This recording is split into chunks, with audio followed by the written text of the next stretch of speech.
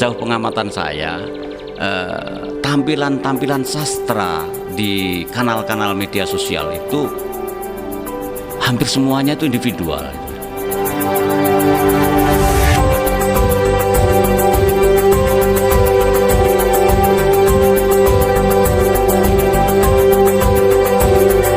Bagi saya pandemi itu satu pause, satu interlude kebudayaan di mana saya berkesempatan untuk melakukan kontemplasi secara lebih jernih.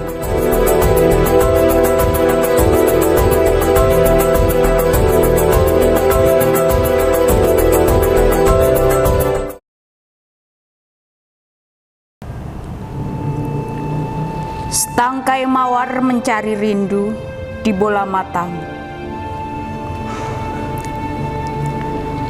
Fajar, pagi berkilauan, mengajak usiaku ke tempat pelaminan. Tapi luka masih saja menganga.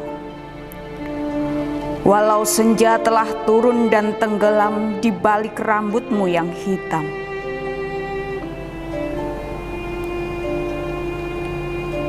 Lalu aku mendaki badai,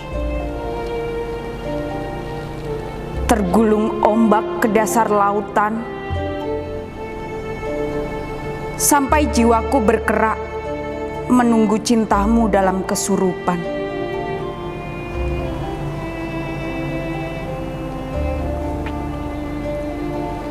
Di manakah kita mesti berbenah ketika pohon dan rumah-rumah telah terbakar api amarah?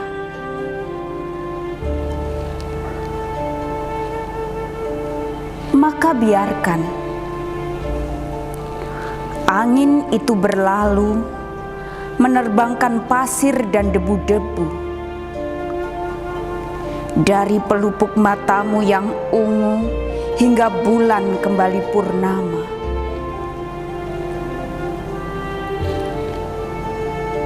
Saat kita berbaring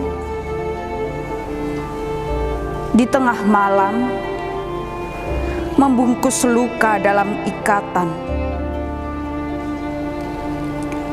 cahaya waktu menerangi duka semesta di antara engkau dan aku. Setangkai mawar mencari rindu di bola matamu. Hamdi Salat 1992.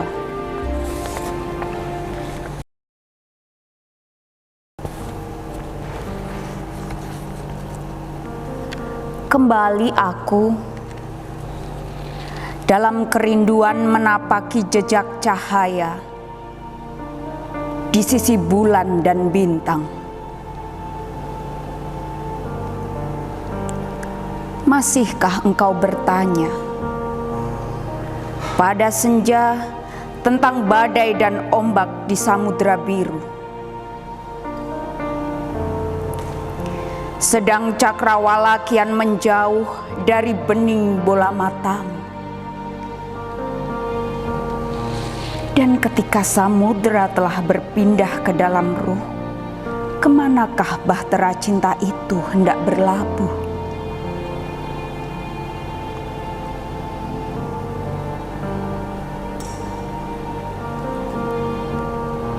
Duhai mahabbahku, singkaplah rahasia waktu. Tak ada cinta dalam keindahan tubuhmu, kecuali cinta itu sendiri yang menyusun tubuhnya di antara jantung dan hatimu. Maka biarkan Rinduku merekah tanpa daging dan butiran darah, karena itulah mahar cintaku, simbah mawar bagimu, kekasih dalam jiwaku.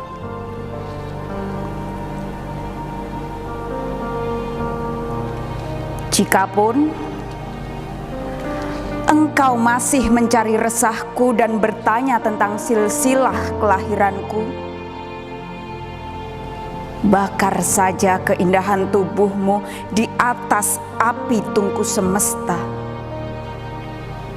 sampai jasadku berseri dan beratap,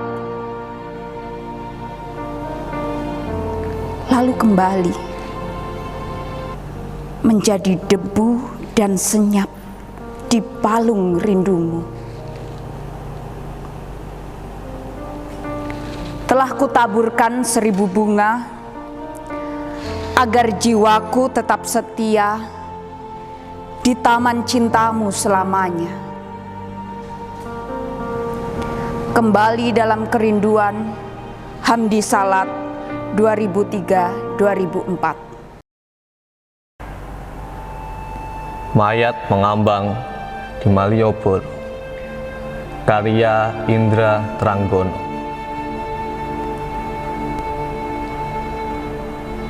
Datanglah ke Malioboro, Anda akan menyaksikan peristiwa yang menakjubkan. Di sini, waktu terasa berhenti, mati. Anda juga makhluk-makhluk aneh yang selama ini hanya Anda percayai sebagai mitos.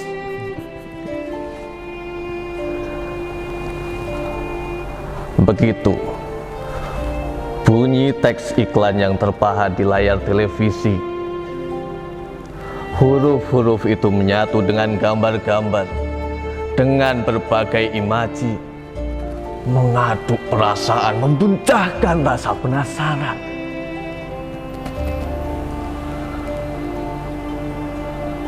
Ada mayat mengambang di Malioboro. Seorang polisi langsung mengevakuasi dan membawa mayat itu ke pinggir. Jenis kelamin mayat itu perempuan. Dari wajahnya yang masih segar, ditaksir usianya sekitar 23 tahun.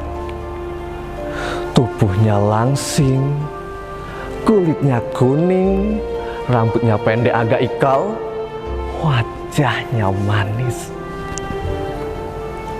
Oh iya, baju perempuan itu robek pas di bagian dada dan celana jeans birunya melorot ke bawah. Ada dugaan bahwa perempuan nahas itu diperkosa lalu dibunuh. Ada bekas tikaman di perutnya. Begitu meninggal, perempuan itu dibuang ke Malioboro.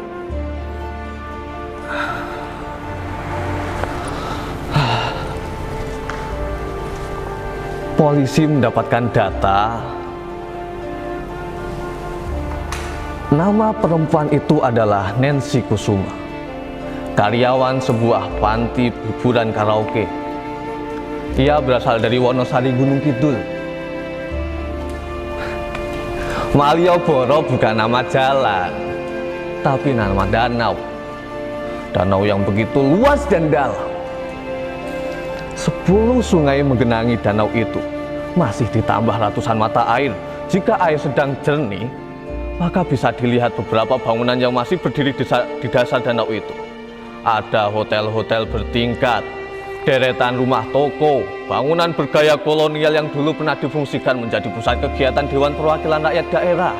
Ada juga mal, stasiun kereta api, pasar kembang, istana negara, kantor pos, kantor tentara, kantor polisi, kantor bank, benteng peninggalan Belanda, alun-alun, pusat kesenian, perpustakaan, museum, dan lain-lainnya. Eloknya, meskipun sudah terendam ratusan tahun, bangunan-bangunan itu masih utuh dan memikat. Tak mengherankan jika banyak pelancong dari dalam dan luar negeri membeli paket wisata ke dasar danau untuk bisa berenang ke dasar danau dan menikmati seluruh fenomena yang ada. Mereka menyebutnya sebuah peradaban yang tenggelam. Bukan hanya di sekitar danau saja para pedagang asongan beraksi. Mereka bahkan merangsek ke dasar danau Malioboro dengan pelampung dan pakaian khusus yang anti basah. Mereka menawarkan dagangannya, sambil menyelam mereka bisa membuat kopi atau wedang jahe kepada para pelancong yang kelelahan berenang mengitari kompleks bangunan warisan budaya. Di dasar danau itu juga sudah berdiri hotel, rumah, dan toko. Setiap hari tamu yang datang selalu penuh.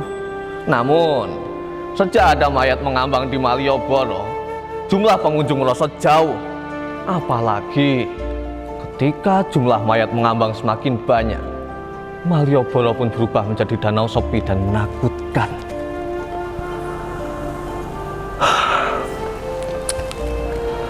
Orang begitu mudah membuang mayat di Malioboro.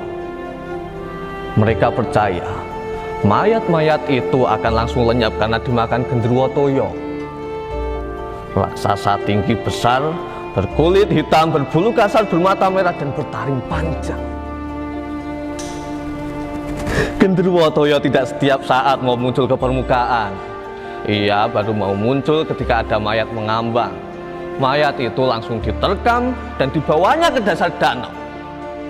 Di dalam istananya itu sang raksasa melahap mayat dengan penuh gairah, tandas tanpa sisa. Ketika semakin banyak mayat mengambang di Malioboro, genderuwo toyo juga semakin rajin muncul ke permukaan pada malam atau dini hari. Pada saat danau itu sepi pengunjung, para pembuang mayat melemparkan korbannya pada jam-jam itu. Begitu pula orang-orang yang berniat bunuh diri selalu memilih waktu dini hari. Mereka berharap mayatnya langsung dilahap sang genderuwo toyo. Menurut seorang polisi yang gagal mengakhiri hidupnya, danau Malioboro menjadi tempat terindah untuk bunuh diri.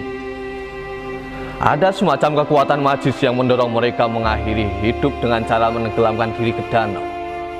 Kenikmatan akan dirasakan saat air danau itu memasuki hidung dan paru-paru. Kenikmatan pun memuncak saat orang kehilangan napas dan mati. Dan mayatnya mengambang di danau itu. Jumlah mayat yang mengambang semakin banyak. Jumlah orang bunuh diri pun terus meningkat.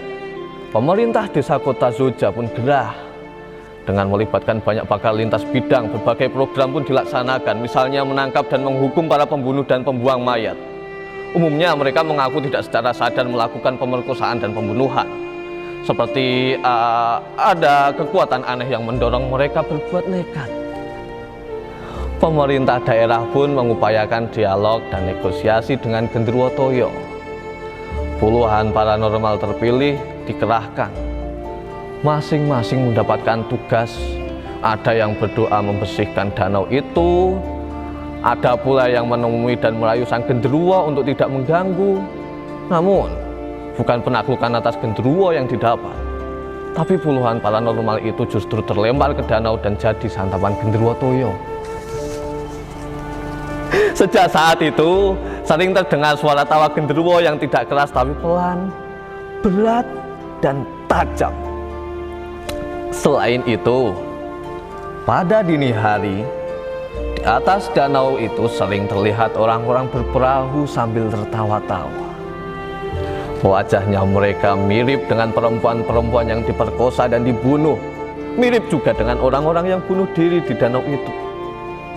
Umumnya, wajah mereka putih, layaknya rias pemain pantomim. Mereka juga bisa melayang dan terbang lincah serupa burung seriti atau walet. Ada seorang warga yang berhasil memotret pemandangan ganjil itu dan mengunggahnya ke media sosial. Spontan masyarakat geger, apalagi setelah media massa mewartakannya. Orang-orang dari berbagai kota dan negara pun menyerbu danau Malioboro. Mereka takjub menyaksikan orang-orang yang sudah mati itu bisa terbang. Air liur pemerintah daerah Kota Zoja langsung menetes. Tambang uang itu tak bisa dilewatkan. Mereka kontan menjadikan peristiwa itu sebagai objek wisata. Mereka menamakannya wisata horor. Dan suasana pun semakin ramai ketika Genderuwo Toyo sering menampakkan diri. Jumlah pengunjung meningkat tajam, bahkan setiap malam bisa mencapai puluhan ribu orang. Para pelancong tidak takut lagi, tapi justru menjadikan Genderuwo Toyo sebagai hiburan. Wajah sang genderuwo menebarkan senyum dan memamerkan taringnya yang tajam. Mayat-mayat pun semakin banyak dan mengambang.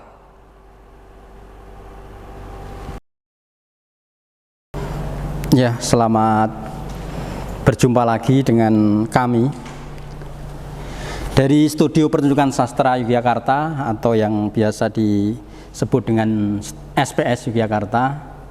Sebelumnya kami dari SPS mengucapkan terima kasih kepada Taman Budaya Yogyakarta, kepada Mas Indro Tranggono, Mas Hamdi Salat, dan juga teman-teman yang di akhir-akhir ini banyak memberikan masukan terkait dengan perjalanan SPS, khususnya bincang-bincang sastra.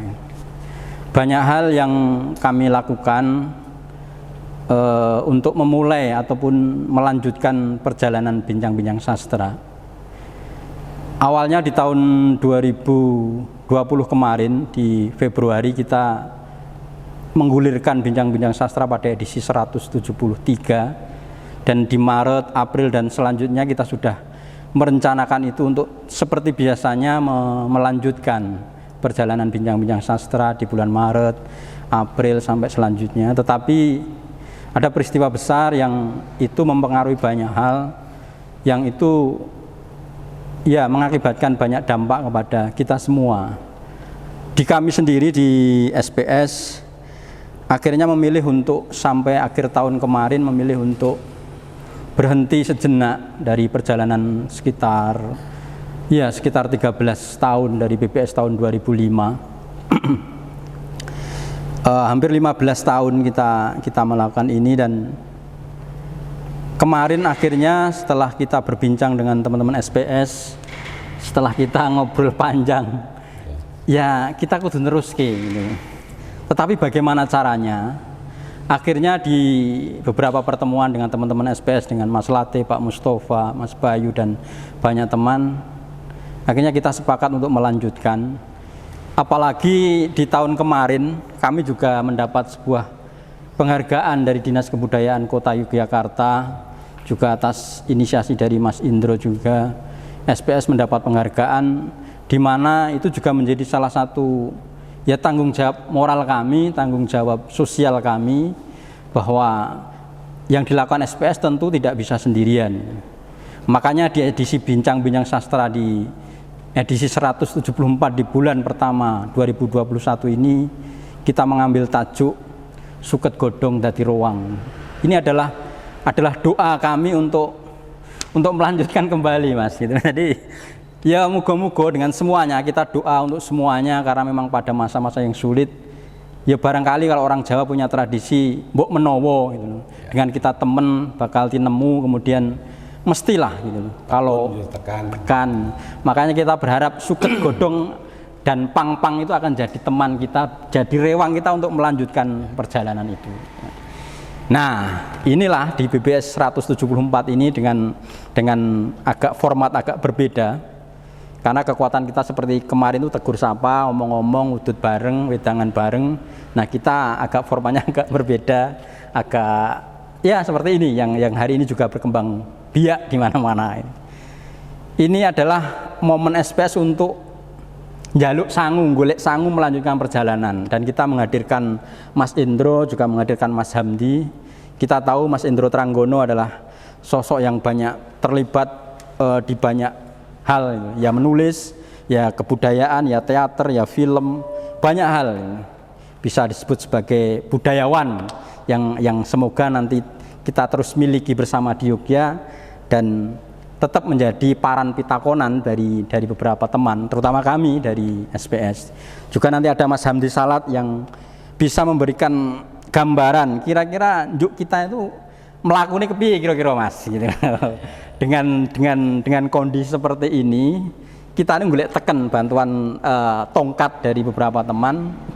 Dengan kondisi seperti ini, minimal kami belajar untuk berjalan lagi. Nah, barangkali dari obrolan di Bincang-Bincang Sastra ini ada teman-teman lain yang juga bisa mengambil manfaat atau ide-ide yang nanti bisa di sharingkan atau dibagikan oleh Mas Hamdi dan Mas Indro.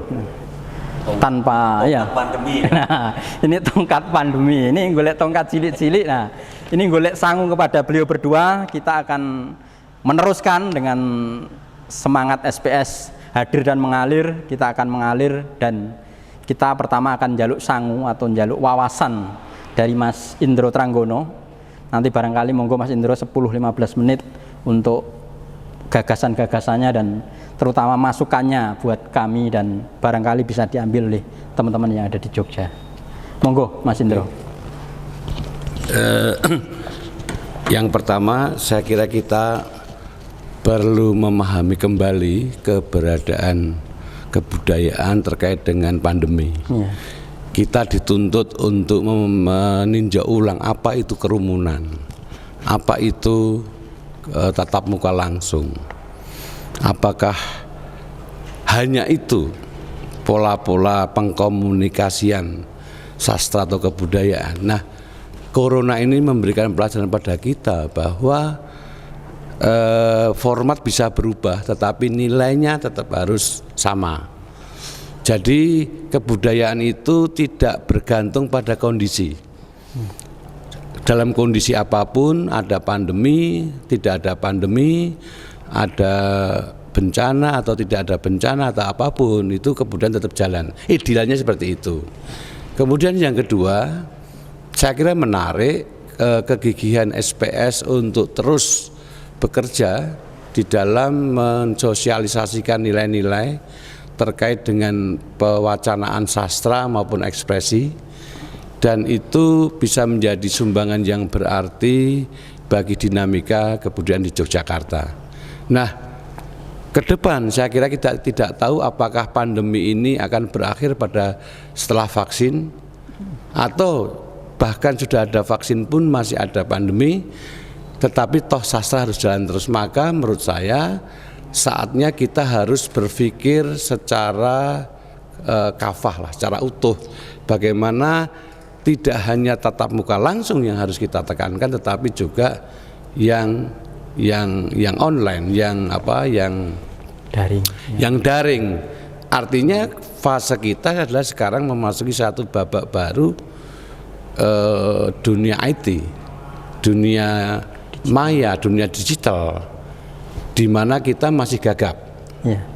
Bagaimana perangkat maupun infrastruktur yang kita miliki serta kemampuan atau skill itu masih perlu ditingkatkan. Jadi ke depan saya kira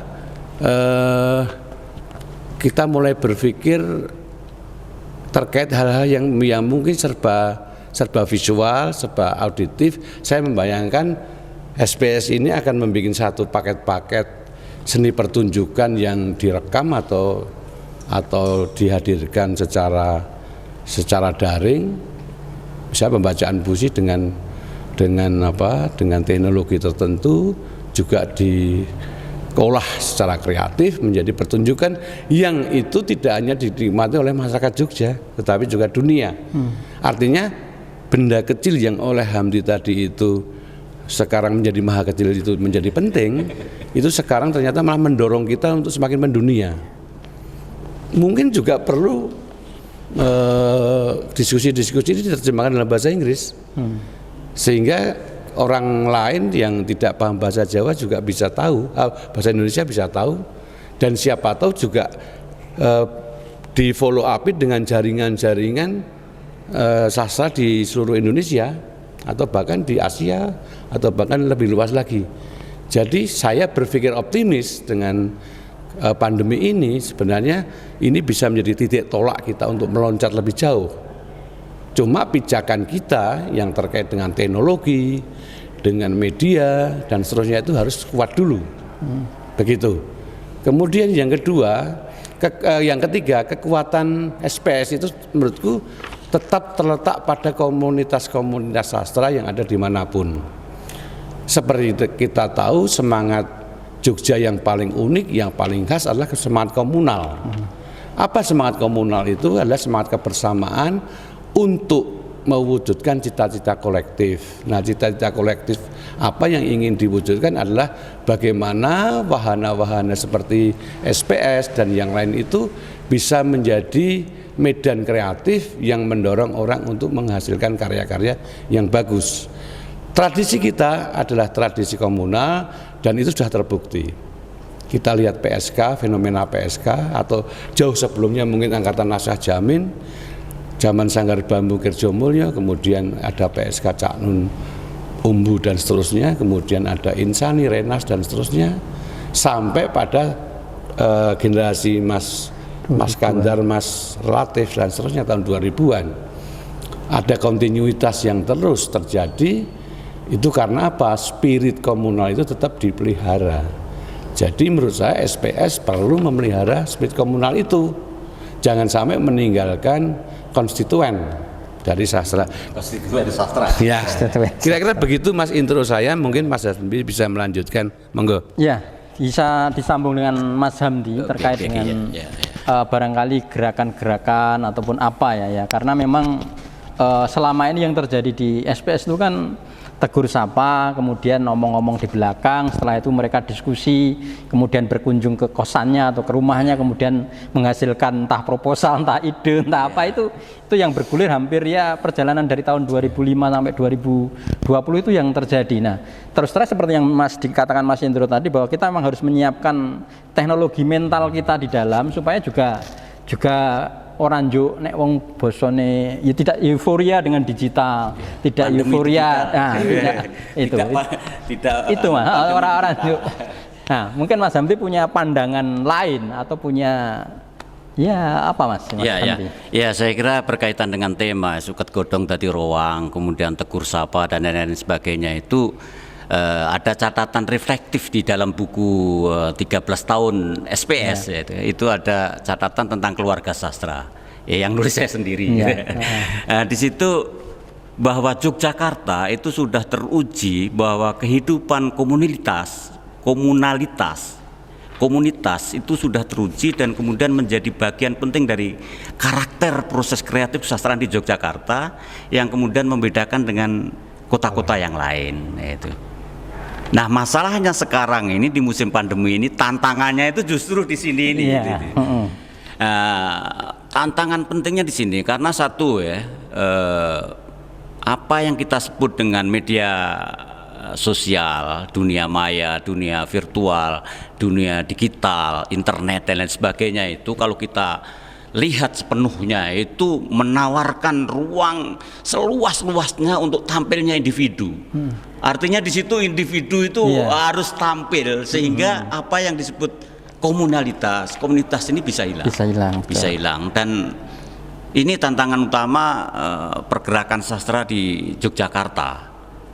Saya melihat juga sejauh pengamatan saya ini sejauh pengamatan saya tampilan-tampilan sastra di kanal-kanal media sosial itu hampir semuanya itu individual itu. Bukan hanya di Yogyakarta, tapi juga hampir di seluruh kota-kota yang tampil melalui media sosial itu semuanya itu mengeksplorasi individu. Jadi menampilkan individu. Bahkan saya sama sekali tidak membaca adanya siratan ideologi estetik atau mungkin bahasa akademiknya itu geoestetik, geokultural, itu tidak ada di sana. Kita di Jogja teman-teman yang baca puisi sendiri, baca puisi dengan kamera sendiri meskipun disusun juga, itu kadang-kadang tampak seperti orang hilang yang sedang mencari keluarga.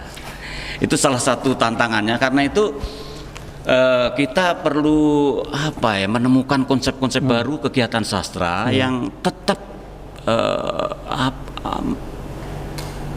memproduksi pencapaian-pencapaian, mereproduksi pengetahuan-pengetahuan yang pernah dialami, pernah dicapai, pernah dilaksanakan, pernah dilakukan oleh komunitas-komunitas di Jogja.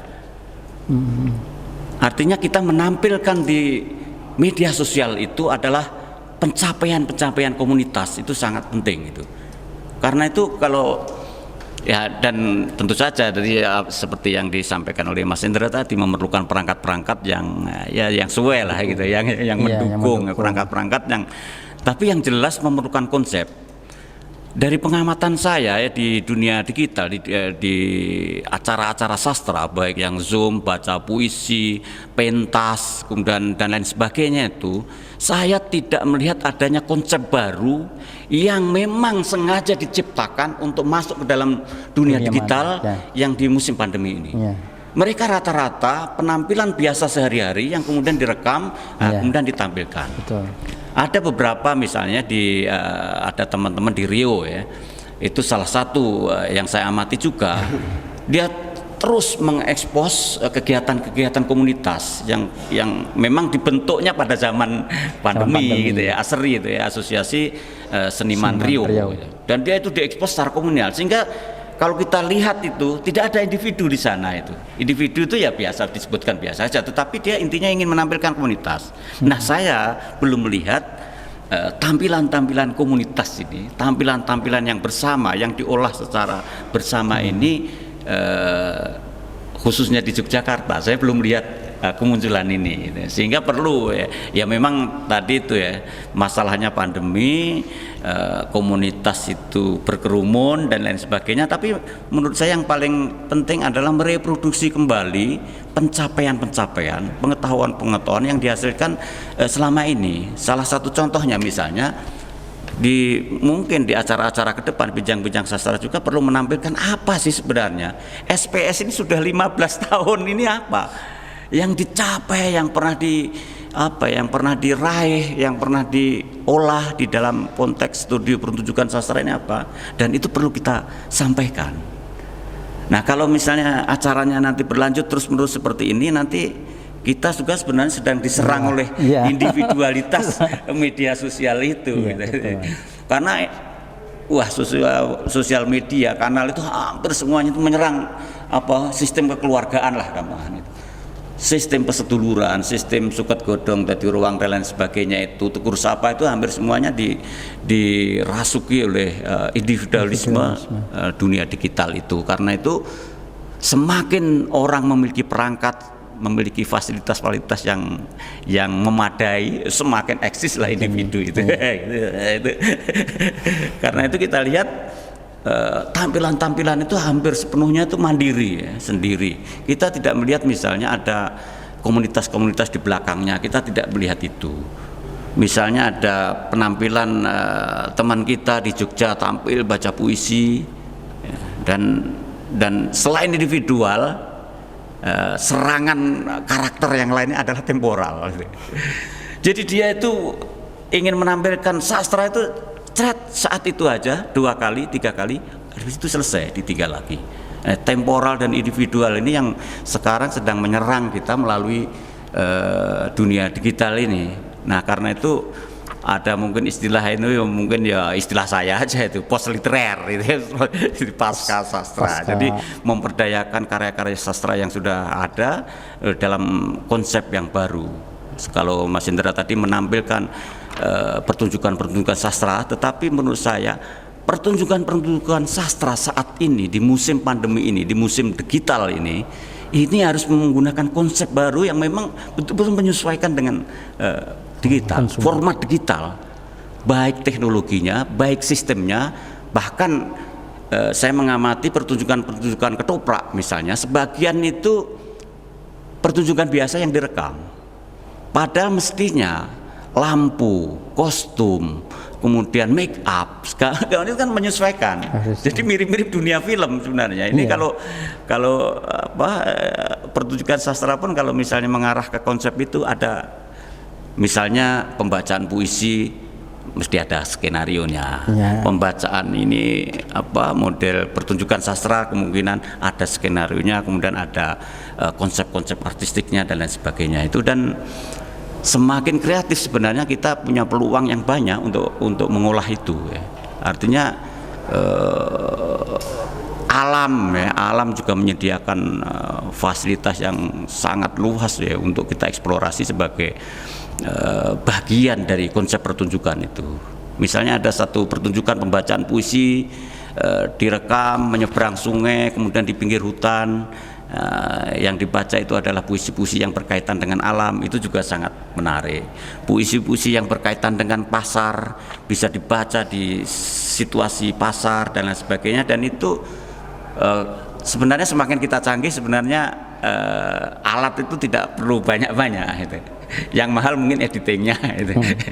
Biaya editingnya itu yang mahal. Jadi tantangannya di situ, menurut saya tantangan utamanya adalah karakter proses kreatif sastra di Jogja yang sudah diyakini proses ulang alik antara komunitas kemudian individualitas itu di musim pandemi harus tetap dijaga, dan SPS punya tanggung jawab untuk menjaga ini karena serangan individualitas ini terus berjalan.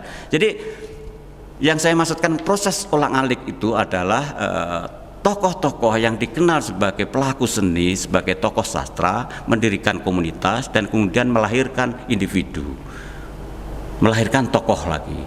Sementara di sisi lain kita melihat ada tokoh-tokoh yang dikenal sebagai pelaku seni, penggerak seni, aktivis sastra, penggerak sastra, kemudian mendirikan, membangun komunitas dan kemudian melahirkan individu. Jadi proses ulang alik antara komunitas, individualitas komunitas ini menjadi karakter, menurut saya menjadi karakter khas sastra Jogja yang sering sekali kita baca. Mungkin istilahnya saya nggak tahu apakah ini istilahnya Suminto Asayuti atau istilahnya kita bersama, dan yang jelas istilah tegur sapa budaya itu selalu muncul dan oleh SPS diadaptasi ke dalam bahasa Jawa itu suket godong, dadi rowang dan seterusnya itu.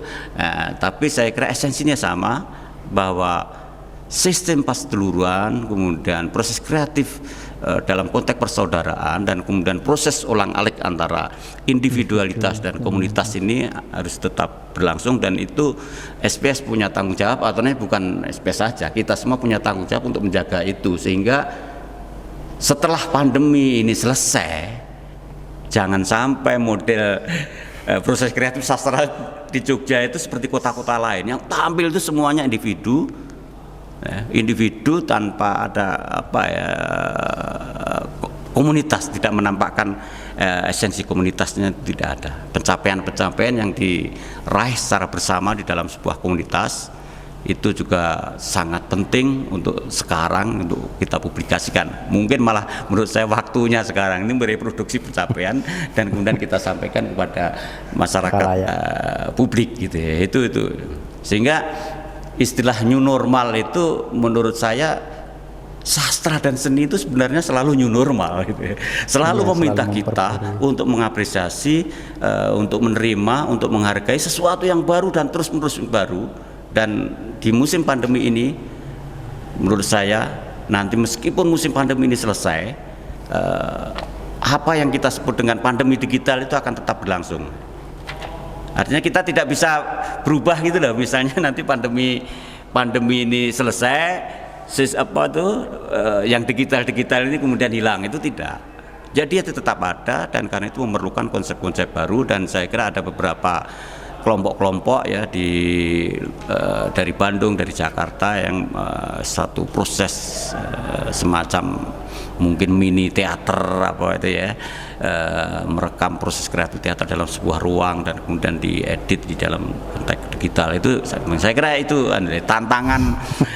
tantangannya adalah serangan individualitas yang dilakukan oleh media massa, karena intinya itu itu kita tidak pernah melihat itu di Amerika. Orang baca puisi di Amerika, di Thailand, di Filipina, di Malaysia itu mirip-mirip saja. Iya, jadi memang jadi kemarin kita juga berpikir bahwa ekosistem yang sudah mapan di Jogja dengan komunalitas, dengan tegur sapa yang begitu khas, tetapi tetap memunculkan individu, tetap memunculkan gerak komunitas.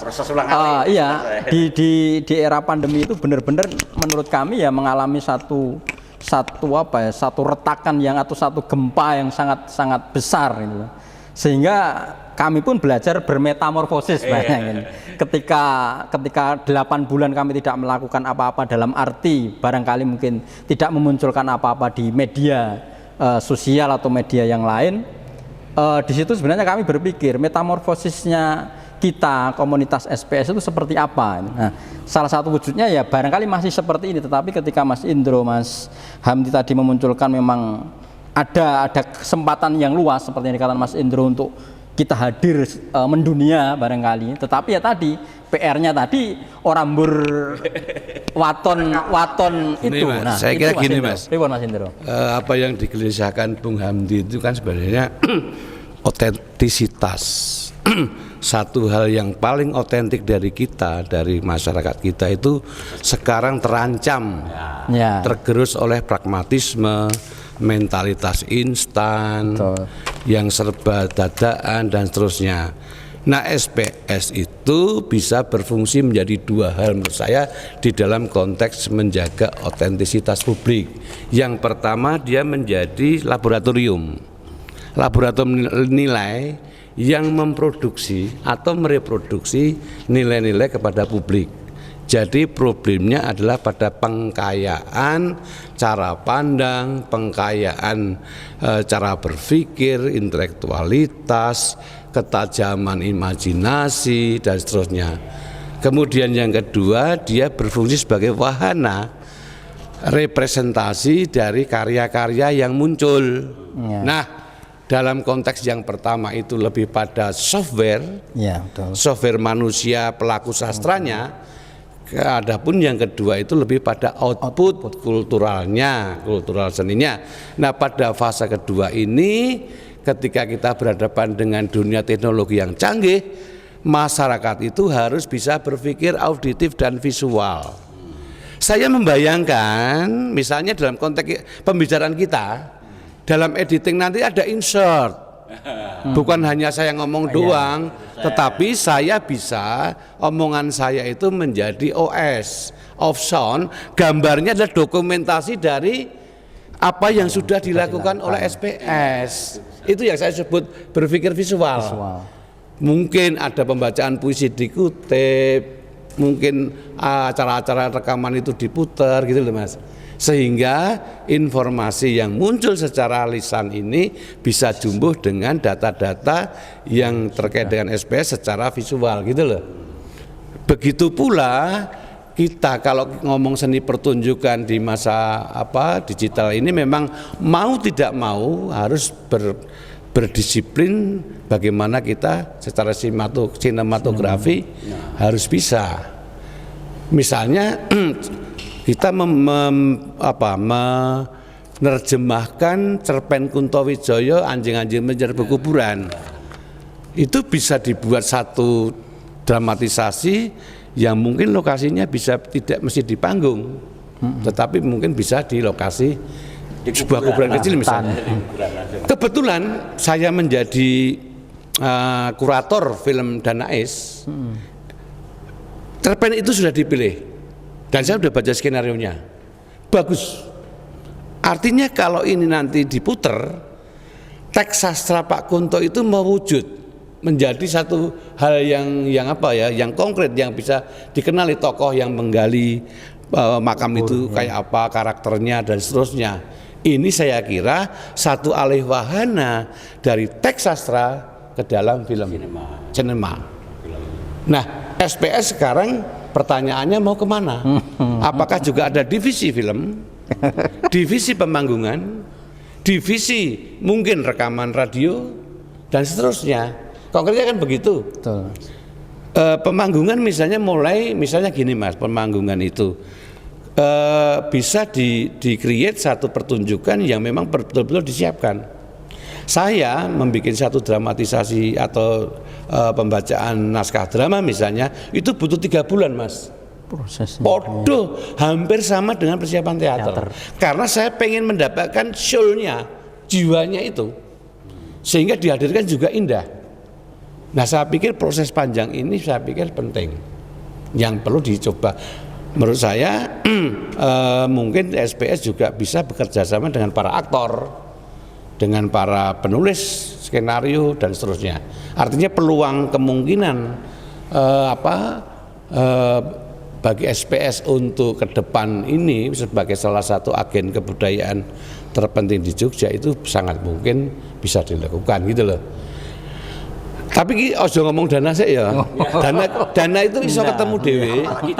Iya, kalau ada ide gitu loh.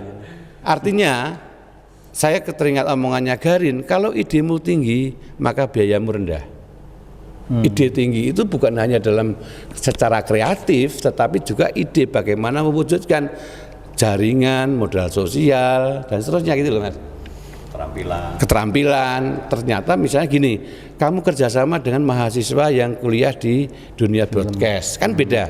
Kalau kita mengajak para profesional, itu yang saya sebut ide.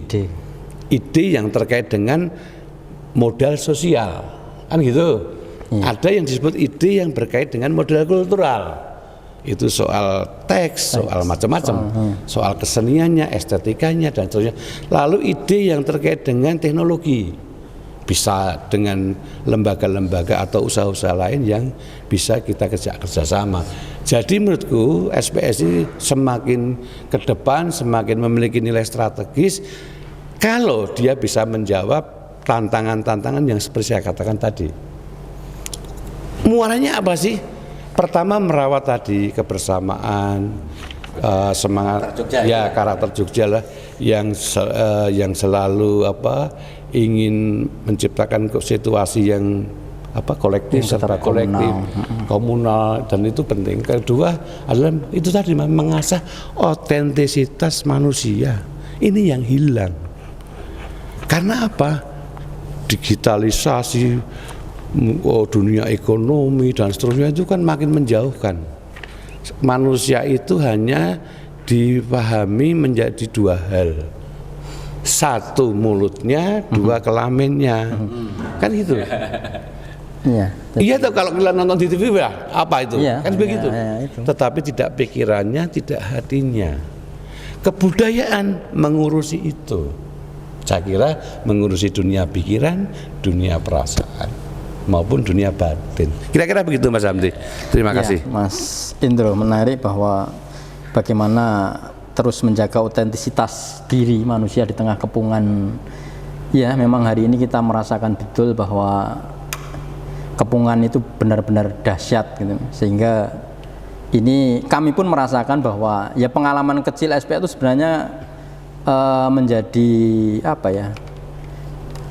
kenapa kemudian suket godong dadi rewang itu Mas Hamdi. Ternyata ketika kami dapat informasi kita itu logo SPS itu janjane opo toh gitu.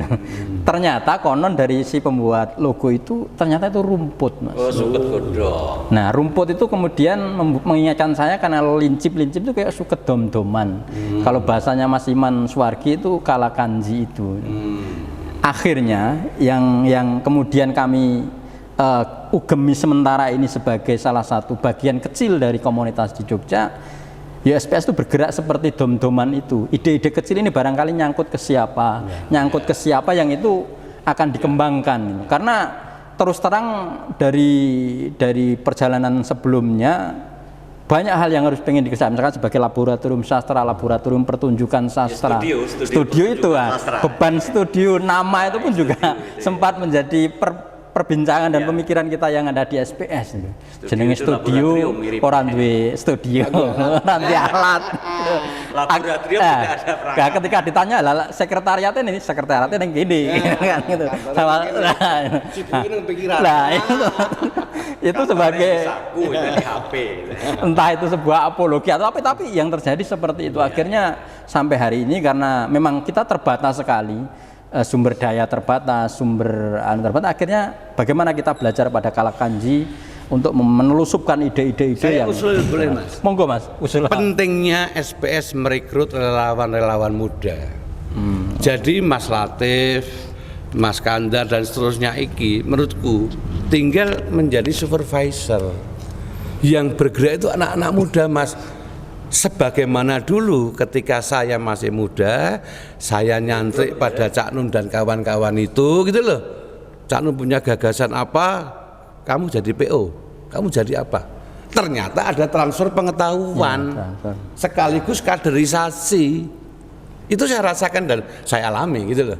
Nah, bagaimana sekarang SPS juga bisa menciptakan tradisi estafet seperti itu dengan kerja. Saya pikir begitu. Kalau hal teknis awak di serah kuat sekarang. Serang kuat. Ya, anak muda perlu. Ya, kira-kira Anak-anak kita. Mas Hamdi mungkin Ya. atau Ya,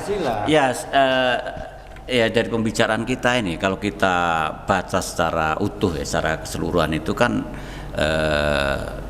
sebelumnya ini kita selalu hanya mengenal sastra lisan dan sastra tulisan. Sastra lisan, sastra tulisan dikaji di berbagai. Nah, dari apa yang saya amati dan kemudian saya baca tentang perkembangan sastra itu, nah sekarang muncul lagi lah yang namanya sastra digital atau sastra virtual atau mungkin sastra siber, sastra dunia maya dan lain sebagainya. Dan ini sementara ini sebagian orang atau kebanyakan orang melihatnya sebagai media aja untuk menyampaikan sastra lisan atau sastra tulisan.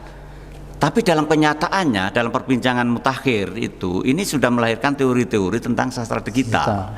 Artinya konsep sastra baru yang berkaitan dengan digital, menggunakan konsep-konsep estetik digital dan lain sebagainya, juga media dan mungkin juga cara penciptaannya dan lain sebagainya. Nah, karena itu ada kita akhir-akhir ini juga diributkan dengan yang namanya poetry artificial ya. Atau kalau istilah saya itu puisi mesin, poetry mesin puisi. Jadi kita memasukkan ke dalam aplikasi itu kata-kata misalnya cinta, benci dan lain sebagainya. Kemudian kita klik maka muncullah satu bait-bait puisi. Yang nyusun alatnya. Yang nyusun alatnya ini. Ini alat ini menyusun kata-kata dari berbagai puisi yang berkembang di dunia. Nah, ini pernah terjadi di Bali ya, Festival Sastra di Bali Ubud Writer. Itu di sana ada satu peserta mengirimkan puisi tanpa ada namanya dan kemudian dianggap puisi baik. Nah, ditipu ternyata oleh orang ini. Saya mencoba sejauh mana mesin puisi ini mampu mempengaruhi orang lain. Ternyata bagus. Nah, saya pernah mencoba mengolak-ngalik itu, masuk ke dalam itu, majin poetry mesin puisi lah itu, memasukkan kata ini, muncul ini lagi. Ternyata kalau katanya hampir mirip berdekatan, munculnya sama lagi itu. Nah, karena mesin itu mirip-mirip terjemahan Google. Kadang-kadang aneh, kadang-kadang unik, dan unik itu kadang-kadang wah imajinasinya orang ini padahal ini mesin. Nah, saya kira ini apa ya, sekarang menjadi perbincangan tetapi dia belum masuk ke dalam dunia akademik. Belum masuk ke dalam dunia akademik, tapi di dalam dunia dunia maya dia sering muncul. Dan saya pernah mencoba beberapa kali itu. Jadi kita tulis, masukkan kata-kata, memang dia meminta tuliskan kata ini, tuliskan kata sesuai dengan imajinasimu, tulis kata. Habis itu kita klik, muncullah dia satu bait puisi. Artinya teknologi informasi itu bisa melakukan desakralisasi. Iya, desakralisasi sastra, desakralisasi pikiran, desakralisasi puisi. Ada puisi jadi puisi cuma barang mesin biasa aja gitu ya, dan jadi bahan batas. Ya itu. Nah, karena itu satu yang perlu kita pikirkan adalah bahwa dunia digital, dunia maya, perkembangan media sosial itu yang pertama harus kita jadikan sebagai media, tetapi yang kedua harus kita pikirkan bahwa ini adalah konsep baru, wacana baru di dalam dunia sastra. Akhirnya nanti kira-kira itu setahun atau 2 tahun ke depan nanti akan muncul ya kajian-kajian sastra lisan, sastra tulisan, sastra digital atau sastra dunia maya. Ini akan menjadi kajian, dan kajian-kajian kan terus berubah aja. Wah, gastronomi atau green atau terus ekokritik, begitu semuanya menulis ekokritik, ditutup, ganti lagi. Padahal sebenarnya teori-teori itu sudah muncul pada tahun-tahun 60-an dan lain sebagainya. Tapi yang paling pokok adalah kita membayangkan atau dunia digital itu menciptakan satu konsep sastra baru atau transformasi dari lisan, tulisan, dan kemudian digital ini. Dan ini sebenarnya perbincangan sastra siber ya sejak tahun 2000 itu. 2000 awal. Sekarang istilahnya aja sudah berubah-ubah lagi menjadi dunia di sastra virtual, ada sastra nyebutnya sastra digital, kemudian ada sastra internet, kemudian ada sastra maya dan lain sebagainya. Tapi intinya hampir sama, sastra yang berkembang melalui dunia maya. Pertanyaan saya, apakah ada penanda khusus secara poetika pada sastra digital? Sebab menurut saya itu kan juga pemindahan dari sastra tulis kan. Makanya yang pertama sekarang ini yang terjadi adalah dunia digital sebagai media untuk mempublikasikan, menyiarkan konsep-konsep sastra lisan atau karya-karya lisan, karya lisan dan kemudian karya tulisan. Karya lisan juga disampaikan melalui pertunjukan-pertunjukan, karya tulisan disampaikan melalui bentuk-bentuk teks PDF dan lain sebagainya, e-book dan lain sebagainya, itu juga masuk di digital. Artinya digital sebagai media. Nah, sekarang ini mungkin saya membayangkan para teoretikus itu sedang muter-muter mencari karakter-karakter pokok dari sastra digital. Orang-orang yang menulis karya sastra secara langsung di dunia maya itu, adakah karakter yang sama itu kira-kira itu. Nanti kemudian dijadikan teori, muncullah kira-kira setelah pasca pandemi ini ada sastra digital. Tapi secara tidak langsung kita sudah ada sekarang ini, misalnya kita sudah tidak melihat lagi status seseorang itu dalam menulis karya sastra, saja siapapun itu menulis karya sastra di media online. Jadi, dan itu sangat bebas.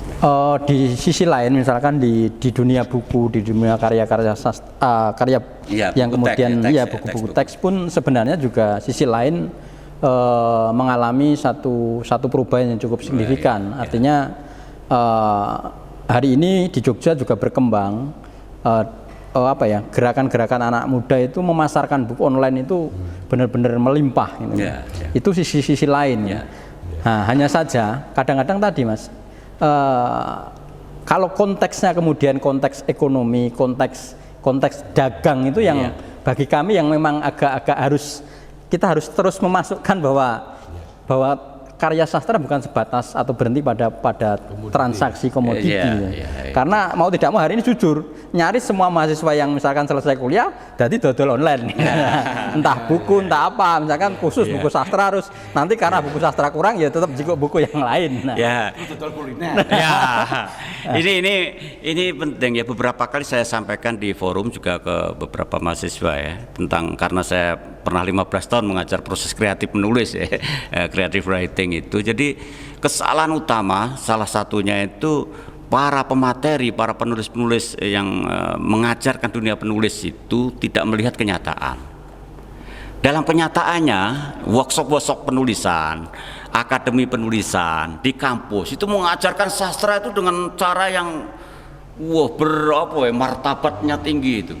Sementara begitu dia keluar di sini, dia dituntut oleh penerbit, diminta oleh pembaca, diminta oleh masyarakat untuk menulis sastra yang belok kiri lah, ecek-ecek lah gampangannya gitu. Yang pokoknya laku dijual.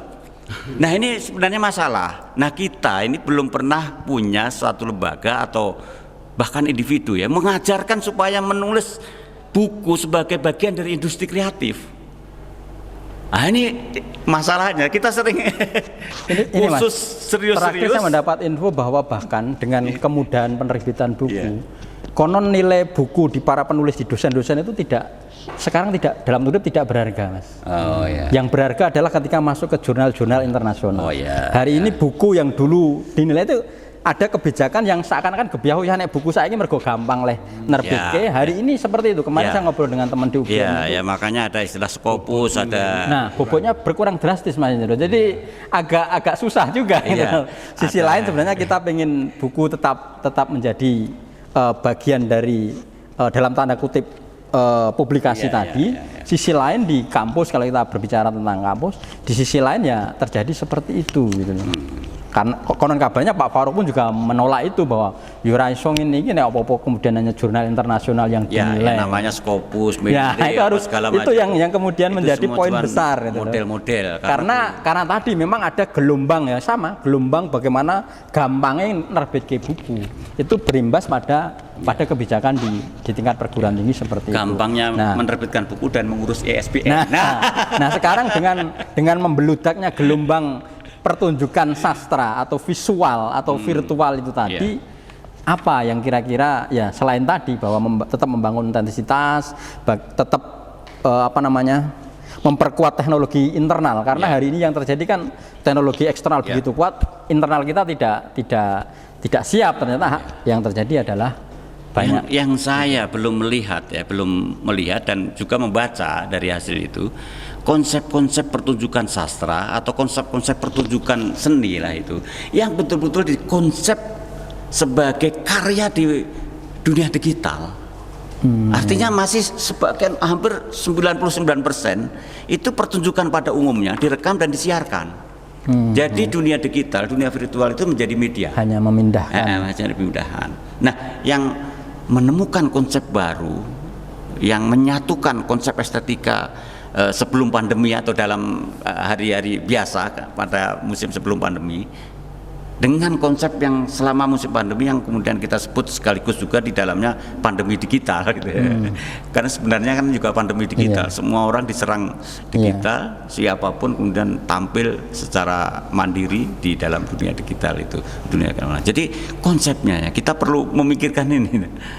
Kira-kira diperlukan satu pertemuan atau perbincangan untuk menemukan konsep-konsep baru mungkin dalam dunia ini kita. sebagai sesi terakhir juga Mas Indro, Mas Saya Andi. membayangkan Monggo Mas Indro untuk SPS itu juga bisa membuka ruang-ruang eksperimentasi. Masuknya kategorinya ini Ya misalnya bekerja sama dengan video maker, terus kemudian bekerja sama dengan pemusik, penata panggung dan seterusnya, sehingga bisa menerjemahkan sastra secara dalam konteks seni pertunjukan.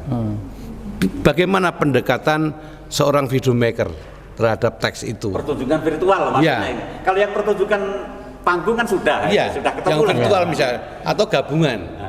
Itu bagaimana? Misalnya saya membayangkan suatu ketika SPS membuat film yang di mapping itu loh. Video mapping. Tetapi itu terjemahan dari karya sastra. Misalnya puisinya Kirjomoyo, di tanganmu, jiwa di tanahmu adalah jiwa yang bersedia berbagi, ditafsirkan oleh seorang video maker. Kayak apa sih? Dipantulkan di Bank BNI, didelok wong Yojo. Ngedapi-dapi Mas. Bisa. Ini kan sebenarnya memang belum ketemu toh Mas. Tetapi yang penting menurut saya sekarang menggali idenya. Menjadi ide yang kuat, itu yang kurang di Jogja maupun di dunia penciptaan ini dengan ide yang kuat. Menurut saya yang ide yang kuat itu seperti apa? Kalau saya ya selalu eksplorasi, dialog, maka menurut saya tema-tema diskusi di SPS harus diperlebar. Bukan hanya sastraan sih Mas, tetapi juga mungkin seni pertunjukan, seni film yang berkaitan sudah saatnya. Iya. Betul. Bagaimana sastra itu nanti bersentuhan dengan berbagai media itu dan menciptakan nilai-nilai baru. Saya pikir tantangannya ke sana. Sekarang kita nggak bisa hanya terkungkung dalam satu disiplin ilmu saja. Gitu Mas. Menurut saya. Ya Mas Indro. Jadi memang diperlukan terus-menerus eksplorasi, eksperimentasi, dan itu lintas-lintas disiplin yang mana tetap mempertemukan banyak pihak, tidak hanya sastra tapi juga seni rupa, seni musik dan lain-lain yang dulu sebenarnya kita juga pernah lakukan dengan musik sastra itu.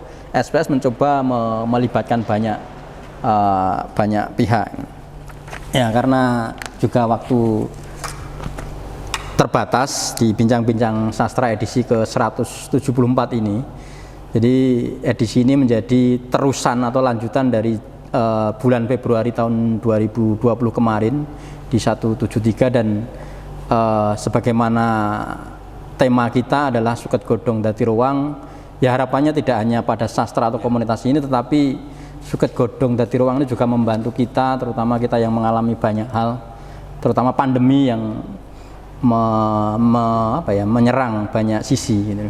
Nah, untuk mendorong sebenarnya sisi lain ternyata juga pandemi ini memunculkan banyak hal yang kalau itu kita mampu mensiasatinya memunculkan banyak ide yang harusnya kuat seperti Mas Indro. Statement mungkin closing statement atau ya untuk kita atau untuk komunitas-komunitas yang ada di Yogyakarta barangkali yang juga mengalami mungkin Mas, karena biasanya mereka berkumpul, ada rutinitas untuk diskusi bareng, sharing itu.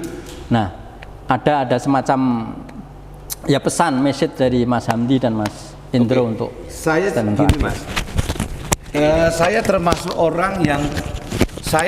orang yang tidak meratap terkait dengan pandemi ini. Bagi saya pandemi itu satu pause, satu interlude kebudayaan di mana saya berkesempatan untuk melakukan kontemplasi secara lebih jernih, lebih dalam, untuk memikir ulang tentang banyak hal yang berkaitan dengan hidup saya, dengan kebudayaan yang saya lakukan dan apa saja.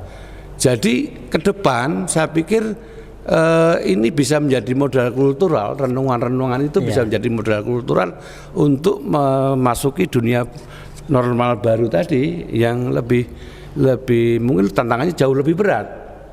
Saya pikir begitu. Saya selalu memaknai bahwa setiap fenomena itu selalu plus dan minus, dan saya cenderung berpikir yang plus saja. Arep apa toh? Iya. Abang dipikir nganti ngeluh ya tetep ngadepi kaya ngene, tetep ora duwe duit. Gitu. Tetep yang duit Mas. Tetep kudu kerja keras gitu loh. Sama. Kalau seorang penulis kan pandemi kan kudu kreatif. Betul. Itu bedanya dengan ASN toh. ASN kan enggak.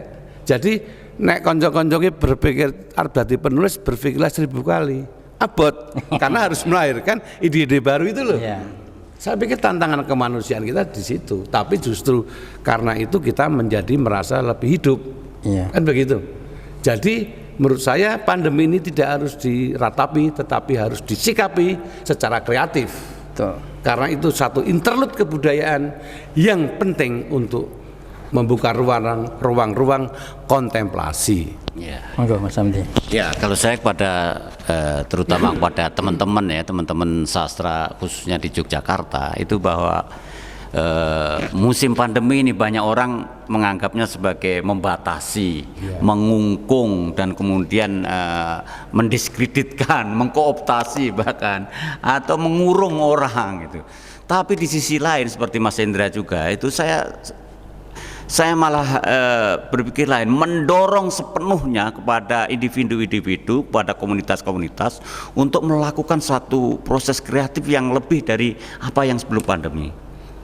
Khususnya hal-hal yang berkaitan dengan dunia digital, konsep-konsep seni digital, konsep-konsep sastra digital, konsep-konsep senima model baru dan lain sebagainya itu sangat penting untuk dipikirkan, karena nanti ini bayangan saya, walaupun musim pandemi sudah selesai, sudah tidak ada orang yang terkena virus corona, digital itu akan tetap ada dan meminta kita untuk masuk ke dalamnya gitu. Artinya kalau kita tidak masuk ke dalam dunia itu, kita akan merasa ketinggalan. Sementara itu konsep-konsep yang berkaitan dengan sastra tulisan, sastra lisan, kemudian sastra pertunjukan atau konsep-konsep pertunjukan di panggung itu semuanya sudah selesai, sudah ditulis ribuan buku, teori-teorinya semua sudah ada. Yang belum ada adalah menghadapi kenyataan digital setelah musim pandemi ini selesai. Saya kira teman-teman perlu memikirkan ini ya, konsep sastra baru, konsep pertunjukan baru, konsep kesenian baru yang berkaitan dengan dunia digital, karena kayaknya dunia ini para ahli pencipta mesin-mesin itu sengaja menciptakan itu. Menciptakan itu di masa yang akan datang itu, dan kita harus masuk itu, dan ya tentu saja kita mulai melakukan eksplorasi terhadap apa-apa yang kita sebut dengan dunia digital. Terima kasih Mas Indro, Mas Hamdi, bahwa seorang kreator tentu tidak akan terhalangi dengan adanya pandemi. Justru inilah momen-momen terbaik bagi para kreator untuk terus melipat gandakan daya kreativitasnya. Dan ini juga menjadi tantangan bagi kami SPS untuk orang lentruk kalau bahasa Jawane gitu. Tetap ya, sebagai wong dengan hal lain aja kita tetap gagah gitu kan. Yang seniman penulis itu selalu rasa punya kegagahan terhadap apapun yang dihadapi, dan inilah kalau kita gagah dan dengan daya cipta dengan sego kucing. Ya. itu satu, inilah kita memulai lagi dan kita yakin Suket Godong bakal jadi ruang. Kita yakin ketika kita kreatif, Wit Lanpang bakal jadi rewang juga, bakal jadi kadang, bakal jadi teman untuk terus mengiring perjalanan kita.